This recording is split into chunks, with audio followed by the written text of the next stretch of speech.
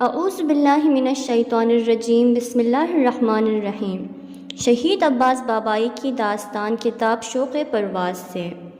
امریکی جنرل کے سوالات۔ خود بابائی امریکہ کے پائلٹ کالج سے پاس ہونے کا واقعہ بیان کرتے ہیں۔ امریکہ میں ہمارا پائلٹ ٹریننگ کا کورس ختم ہو چکا تھا، لیکن میرے بارے میں جو رپورٹ دی گئی تھی اس کی وجہ سے میرے سلسلے میں ابھی کچھ معین نہیں تھا اور مجھے سرٹیفکیٹ نہیں دیا جا رہا تھا، یہاں تک کہ ایک دن کالج کے پرنسپل امریکی جنرل کے دفتر میں بلایا گیا۔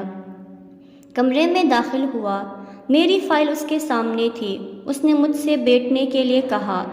جنرل وہ آخری آدمی تھا جس سے مجھے سرٹیفکیٹ دینے یا نہ دینے کے سلسلے میں اپنا نظریہ دینا تھا۔ اس نے مجھ سے کچھ سوالات کیے، میں نے ان کا جواب دیا۔ اس کے سوالات سے ایسا لگ رہا تھا کہ میرے سلسلے میں اس کا نظریہ کچھ اچھا نہیں ہے۔ اس ملاقات کا تعلق بلا واسطہ میری عزت و آبرو اور حیثیت و مقام سے تھا، کیونکہ میں اس بات کو بخوبی محسوس کر رہا تھا کہ گھر سے 2 سال تک دور رہنے کا رنج و غم اور مستقبل کے تمام ارادے جو میرے دل و دماغ پر چھائے ہوئے تھے، ایک لمحہ میں ختم ہونے کی کگار پر تھے اور مجھے اپنے وطن بغیر کسی سرٹیفکیٹ کے خالی ہاتھ لوٹنا پڑتا۔ ان خیالات کا تسلسل اس وقت لوٹا جب کسی نے دروازہ کھٹکھٹایا اور اندر آنے کی اجازت مانگی۔ اس نے جنرل سے کہا کہ کسی اہم کام کے لیے اس کے ساتھ کمرے سے باہر چلیں۔ میں کچھ لمحوں کے لیے کمرے میں تنہا ہو گیا، اپنی گھڑی پر نگاہ ڈالی۔ نماز ظہر کا وقت تھا۔ اپنے آپ سے کہا کاش یہاں پر نہ ہوتا اور اول وقت نماز پڑھ سکتا۔ جنرل کو گئے ہوئے دیر ہو چکی تھی۔ میں نے سوچا کہ کوئی اور کام نماز سے زیادہ اہم نہیں ہے، میں یہیں پر نماز پڑھوں گا، انشاءاللہ میری نماز ختم ہونے تک وہ نہیں آئے گا۔ کمرے کے ایک کونے میں گیا اور اخبار بچھا کر نماز شروع کر دی۔ نماز پڑھ ہی رہا تھا کہ جنرل کمرے میں آ گیا۔ میں نے سوچا کہ اب کیا کروں، نماز جاری رکھوں یا توڑ دوں؟ آخر کار سوچا کہ نماز جاری ہی رکھوں، خدا جو کچھ چاہے گا وہی ہوگا۔ نماز ختم کرنے کے بعد جنرل سے معذرت کرتے ہوئے کرسی پر بیٹھ گیا۔ جنرل نے کچھ لمحے خاموش رہنے کے بعد مجھ پر ایک معائنہ خیز نگاہ ڈالتے ہوئے پوچھا، کیا کر رہے تھے؟ میں نے کہا عبادت کر رہا تھا۔ اس نے کہا وضاحت کرو۔ میں نے کہا کہ ہمارے دین کا حکم ہے کہ ہم لوگ دن بھر کے خاص اوقات میں اپنے خدا کے ساتھ راز و نیاز کریں۔ وہ وقت ہو چکا تھا۔ میں نے بھی کمرے میں آپ کے نہ ہونے کا فائدہ اٹھایا اور اس دینی واجب کو انجام دیا۔ جنرل نے سر ہلاتے ہوئے کہا، گویا تمہاری فائل میں جو کچھ تمہارے بارے میں لکھا ہوا ہے وہ یہی کام ہے؟ میں نے کہا جی ہاں ایسا ہی ہے۔ وہ مسکرایا۔ اس کی نگاہوں سے یہ بات عیاں تھی کہ اسے میرے اپنے دین و ثقافت کی رعایت کرنا اور امریکی ثقافت کے سامنے خود کو کھو نہ دینا اچھا لگا۔ مسکراتے ہوئے چہرے کے ساتھ اس نے اپنی جیب سے قلم نکالا اور میری فائل پر سائن کر دیا۔ اس کے بعد احترام کے ساتھ اپنی جگہ سے اٹھا اور اپنے ہاتھوں کو میری طرف بڑھاتے ہوئے کہا، تمہیں مبارکباد دیتا ہوں، تم پاس ہو چکے ہو، تمہارے لیے کامیابی کی دعا کرتا ہوں۔ میں نے بھی اس کا شکریہ ادا کیا اور کمرے سے باہر آ گیا۔ اس دن جیسے ہی مجھے تنہائی میسر ہوئی، میں نے خدا کی عطا کردہ اس عظیم نعمت پر 2 رکعت نماز شکر پڑھی۔ F-14 کے ساتھ پرواز۔ F-14 کے پیش رفتہ جہازوں کے فضائی لشکر میں شامل ہو جانے پر شہید بابائی، جو ایک ذہین اور شکاری جہاز F-5 کے ماہر پائلٹ تھے، دوسرے افراد کے ساتھ F-14 جہاز اڑانے کے لیے منتخب اور اصفہان کی چھاونی میں منتقل ہو گئے۔ ظالمانہ شاہی نظام کے خلاف اپنی اوج پر پہنچے مقابلے میں بابائی فضائی لشکر کے ایک انقلابی رکن کی حیثیت سے فوج کے دوسرے ذمہ دار افراد کے ہمراہ اس جنگ میں شامل ہو گئے۔ انقلاب اسلامی کی کامیابی کے بعد وہ روزمرہ کے فرائض انجام دینے کے علاوہ چھاونی کی انجمن اسلامی کے سرپرست کی حیثیت سے انقلاب کے زرعی نتائج کی حفاظت میں مصروف عمل رہے۔ شہید بابائی ایمان، اخلاص، انتظامی صلاحیت اور اپنے فن میں ماہر ہونے کی وجہ سے یوں ابھر کر سامنے آئی کہ ان کی قائدانہ صلاحیت ثابت ہو گئی اور انہیں 29 جولائی 1981 میں فضائی 8ویں چھاؤنی کی ذمہ داری سونپ دی گئی۔ چھاؤنی کی قیادت کے ساتھ ساتھ چھاؤنی اور شہر اصفہان کے اطراف کے محروم علاقوں میں تعمیراتی اور عمرانی کام بھی کرتے رہے۔ بجلی، پانی، حمام اور دیگر تعلیمی اور حفظانِ صحت کے امکانات فراہم کرتے رہے۔ بابائی نے اصفہان کی چھاؤنی کی قیادت میں قابل تحسین کفایت، صلاحیت اور احساس ذمہ داری کا مظاہرہ کیا۔ نتیجتاً انہیں 30 نومبر 1983 میں کرنل کا عہدہ دیتے ہوئے فضائی آپریشن کے متعلق امور میں نائب بنا کر تہران بھیج دیا گیا۔ انہوں نے جذبہ شہادت طلبی اور ایثار کے ذریعے دفاع مقدس اور فضائی لشکر کی تاریخ میں زرین صفحات رقم کیے اور 3000 گھنٹے سے زیادہ وقت مختلف جنگی جہازوں میں گزار کر اپنی عمر کا ایک اہم حصہ اسلام و انقلاب کے حوالے کیا۔ اس طرح وہ بسیجیوں کے لیے ایک جانی پہچانی شخصیت، ذمہ دار اور عہدیدار کے علاوہ ان کے یار و وفادار اور باوفا دوست بن گئے۔ 1985 سے لے کر شہادت کے وقت تک 40 سے زائد جنگی ذمہ داریوں کو کامیابی کے ساتھ پورا کیا۔ شہید فوجی آپریشن کو تیزی کے ساتھ اور بہتر طریقے سے انجام دینے کے لیے صرف نظارت پر اکتفا نہیں کرتے تھے بلکہ انفرادی طور پر قدم آگے بڑھاتے تھے اور تمام جنگی پلاننگ میں مشکلات و خطرات جاننے کے لیے شرکت کرنے والے پہلے پائلٹ وہ خود ہوتے تھے۔ کمانڈر بابائی نے جنگ کے دوران جو کارنامے انجام دیے ان کو مد نظر رکھتے ہوئے انہیں 28 اپریل 1987 میں بریگیڈیئر کے عہدے سے نوازا گیا۔ بریگیڈیئر بابائی بارڈر پر ایک فوجی ذمہ داری ادا کر کے واپس آتے وقت اینٹی ایئر کرافٹ کا نشانہ بن گئے۔ بریگیڈیئر بابائی عید قربان کے دن فضائی عملے کے ایک پائلٹ کے ساتھ علاقوں کی شناسائی اور آپریشن کے راستوں کی تشخیص کے لیے F-15 ہوائی جہاز سے عراق کی فضا میں داخل ہوتے ہیں۔ کام ختم کرنے کے بعد واپس آتے وقت اینٹی ایئر کرافٹ کی گولی ان کے سر میں لگ جاتی ہے اور وہ وہیں پر شہید ہو جاتے ہیں، اگرچہ ان کا ہوائی جہاز سلامتی کے ساتھ دوسرے پائلٹ کے ذریعے لینڈ ہو جاتا ہے۔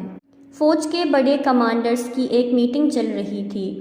جب یہ خبر اس میٹنگ تک پہنچی، فضا پر غمناک سکوت طاری ہو گیا اور حاضرین، بالخصوص جو لوگ عباس بابائی کو نزدیک سے جانتے تھے، ان تک پہنچی تو وہ اشک کے قطرات اپنے رخساروں تک آنے سے نہ روک سکے۔ شہادت کے وقت بابائی کی عمر 37 سال تھی۔ وہ ایک ایسے آئیڈیل تھے جنہوں نے اپنی پوری زندگی ایثار و قربانی کے ساتھ گزار دی اور آخرکار عید الاضحیٰ کے دن اپنی دیرینہ آرزو یعنی شہادت تک پہنچ گئے۔ اس طرح ان کا نام ایران کی تاریخ میں ہمیشہ ہمیشہ کے ثبت ہو گیا۔ مجسم اخلاص تھے۔ عباس بابائی سے میری پہلی ملاقات مسجد میں ہوئی تھی، وہ بھی اس طرح نہیں کہ وہ میرے پاس آتے اور خود کو پہچنواتے، بلکہ میں دیکھتا تھا کہ ایک جوان روز مسجد میں آتا ہے جس کا کام چائے کی پیالیاں اور برتن دھلنا ہے۔ میں سمجھتا تھا کہ وہ کوئی سپاہی ہے۔ ایک دن کسی نے مجھ سے کہا کہ آپ اس کو جانتے ہیں، یہ فضائی عملے کا بہترین پائلٹ ہے۔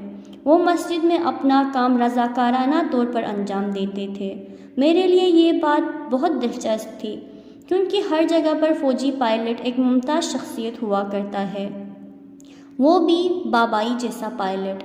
بابائی کی جو خصوصیت موجودہ نسل کے لیے آئیڈیل بن سکتی ہے وہ ان کا اخلاص تھا۔ میں ان کے اندر جس چیز کو نہیں پا سکا وہ دنیاوی چمک دھمک کی طرف رغبت تھی۔ انہوں نے مجھ سے یہ بات بتائی تھی کہ وہ کبھی خمس کے مقروض نہیں ہوتے ہیں۔ وہ ہر مہینہ اپنی تنخواہ میں سے ضرورت بھر پیسہ نکال لیتے تھے اور بقیہ کو راہ خدا میں خرچ کر دیتے تھے۔ کچھ پیسہ وہ مجھے بھی دیتے تھے، یہ کہہ کر کہ چھاونی میں جو سپاہی مالی اعتبار سے کمزور ہیں، یہ ان کو دے دیجیے گا۔ وہ ایک عاشق انسان تھے، خدا، اہل بیت اور امام زمانہ کے عاشق۔ شہید بابائی نے مہارت اور دینداری کو یکجا کر دیا تھا۔ انقلاب کے ابتدائی دنوں میں بعض افراد کہتے تھے کہ مومن افراد کچھ بھی نہیں کر سکتے ہیں اور کسی علم میں مہارت کو دینداری کے ساتھ نہیں حاصل کیا جا سکتا، لیکن بابائی نے بتا دیا کہ یہ دونوں ایک دوسرے کی تکمیل کرتے ہیں۔ بابائی گاؤں اور عقبماندہ علاقوں میں جاتے تھے، میں بھی ان کے ساتھ ہوتا تھا۔ وہ ان کی ضرورت کا سامان انہیں دیتے تھے اور ان سے پوچھتے تھے کہ کس چیز کی کمی ہے۔ اگر گاؤں والے کہتے تھے کہ مثلاً یہاں پر حمام نہیں ہے تو وہ اپنے پیسے سے حمام بنوانے کا کام شروع کر دیتے تھے، یہاں تک کہ خود مزدوروں کے ساتھ مل کر کام کرتے تھے۔ بابائی دن کے وقت غریب علاقوں میں جا کر وہاں کے حالات معلوم کر آتے تھے اور پھر رات کے سناٹے میں کھانے پینے اور دوسری ضروریات کا سامان اپنی گاڑی میں رکھ کر لے جاتے تھے اور اپنے امام آقا امام سجاد کی پیروی کرتے ہوئے بغیر اس کے کہ لوگ انہیں پہچان سکے یہ سامان ان کے دروازے پر رکھ کر چلے آتے تھے۔ اسی وجہ سے انٹیلیجنس کو ان پر شک ہو گیا تھا کہ وہ رات میں کہاں جاتے ہیں، لیکن بعد میں سب کو حقیقت کا علم ہو گیا۔ بابائی نے انتہائی اہم اور خطرناک ذمہ داریاں انجام دیں، لیکن یہ بات ذہن میں رکھنی چاہیے کہ وہ شخصیت جس کی وجہ سے بابائی ان ذمہ داریوں کو بخوبی انجام دینے میں کامیاب ہو سکی، ان کی اہلیہ ہیں۔ اس محترم خاتون نے 3 بچوں کے ساتھ مصائب و مشکلات برداشت کرتے ہوئے ایک چھوٹے سے گھر میں زندگی گزاری، کیونکہ عباس بابائی کو فوج کی طرف سے جو عالی شان مکان ملا تھا انہوں نے اسے قبول نہیں کیا تھا اور وہ ایک معمولی سے مکان میں زندگی گزار رہے تھے۔ اس خاتون نے تمام مشکلات کے ساتھ عباس بابائی کا ساتھ دیا تاکہ وہ اپنی ذمہ داریوں کو اچھی طرح نبھا سکیں۔ یہ پائلٹ ہماری میٹنگ میں خود تلاوت قرآن کرتے تھے اور مجالس میں مصائب سید الشہداء پڑھتے تھے۔ حجت الاسلام والمسلمین فضائی عملے میں ایک نئی روح پھونک دی۔ ہم لوگوں نے پائلٹ کی ٹریننگ امریکہ میں لی تھی، اسی وجہ سے جنگ کے دوران ہم جو طریقے استعمال کرتے تھے امریکہ نے انہیں عراق کے حوالے کر دیا۔ اس کا نتیجہ یہ ہوا کہ عراق کی فضائی فوج ہم پر حاوی ہو گئی اور پھر ہمارے زمینی حملے بھی کمزور پڑنے لگے، کیونکہ فضا عراق کے ہاتھ میں تھی اور وہ زمینی جنگ میں ہماری فوج کو آگے بڑھنے نہیں دے رہے تھے۔ یہاں تک کہ شہید بابائی نے رعد کے نام سے ایک عملہ بنایا اور ایک بار پھر فضا ہمارے ہاتھ میں آ گئی۔ اسی وجہ سے فضائی عملے کے ساتھ ساتھ زمینی فوج نے بھی کامیابیاں حاصل کیں۔ کامیاب قیادت۔ مومن و مخلص ہونے کے ساتھ ساتھ وہ ایک کامیاب کمانڈر بھی تھے۔ ان کی انتظامی صلاحیت اور باریک بینی قابل دار تھی۔ ہمارے زیادہ تر فضائی آپریشن کا مغز مفکر یہی شخص تھا۔ شہید کی ایک خصوصیت ان کا نیا طرز فکر تھا۔ ان کا کہنا تھا کہ ہمیں صرف پیش رفتہ راڈار خریدنے پر اکتفا نہیں کرنی چاہیے، بلکہ بارڈر پر ایسے افراد بھیجنے چاہیے جو راڈار کا کام کر سکیں، اور اس سادی روش پر عمل کیا گیا جس نے بہت سی کامیابیاں ہمارے مقدر میں لکھ دیں۔ میں نے ایک بار دعائے کمیل میں بابائی کے ساتھ شرکت کی ہے۔ گریہ وزاری کے ساتھ گلو گرفتہ آواز میں وہ خود ہی دعائے کمیل پڑھ رہے تھے۔ میں نے بہت سی مذہبی پروگراموں میں شرکت کی ہے، لیکن میں قسم کھا کر کہہ سکتا ہوں کہ اس وقت کی بات کچھ اور ہی تھی۔ خلوص سے سرشار تھا۔ میں اگرچہ شہید بابائی کے ساتھ بہت زیادہ نہیں رہا، لیکن چونکہ میں دفاع مقدس کے سخت دنوں میں ان کے ساتھ رہا ہوں، اس لیے ان سے بہت کچھ سیکھا ہے۔ میں کہہ سکتا ہوں کہ میری زندگی پر سب سے زیادہ اثر شہید بابائی کا ہے، اور جو کچھ میں نے ان سے سیکھا ہے اور کسی سے نہیں سیکھا۔ وہ فیصلہ لینے کے سلسلے میں بہت غور و فکر کرتے تھے اور صحیح فیصلہ لیتے تھے، اگرچہ دوسروں کو بھی فیصلہ لینے کا موقع دیتے تھے۔